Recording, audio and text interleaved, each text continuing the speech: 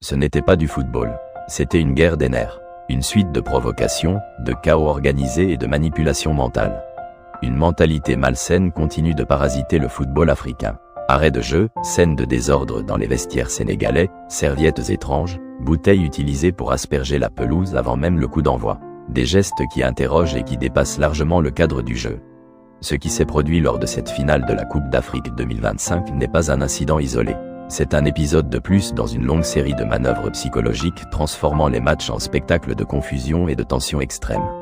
La victoire ne s'est pas jouée uniquement avec les pieds, mais aussi par la pression nerveuse, l'intimidation et des méthodes discutables. Arrêt de jeu. Sous l'impulsion de l'entraîneur Pape, plusieurs joueurs sénégalais ont quitté le terrain et se sont dirigés vers les vestiaires, refusant de reprendre le jeu après l'attribution du pénalty au Maroc. Une décision arbitrale jugée justifiée à 100% par de nombreux observateurs internationaux.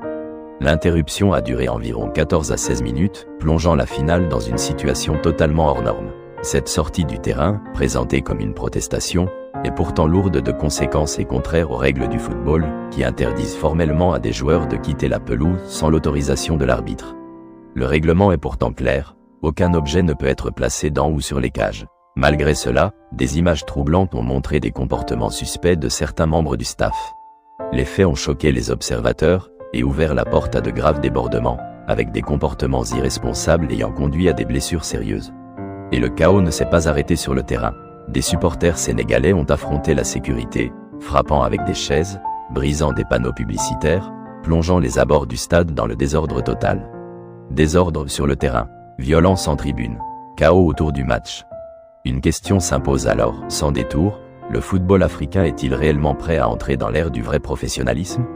Car pendant que certains s'accrochent à des mentalités figées, d'autres avancent. Le Maroc a proposé un modèle clair, un stade digne des plus grandes compétitions, une organisation moderne, des technologies avancées, des infrastructures saluées par tous aux standards internationaux. Mais ce modèle dérange. Il dérange ceux qui refusent l'évolution, ceux qui préfèrent la suspicion, la provocation et le désordre, à la concurrence loyale sur le terrain. Le vrai problème n'est pas le résultat d'un match. Le vrai problème, ce sont des mentalités qui freinent l'avenir du football africain.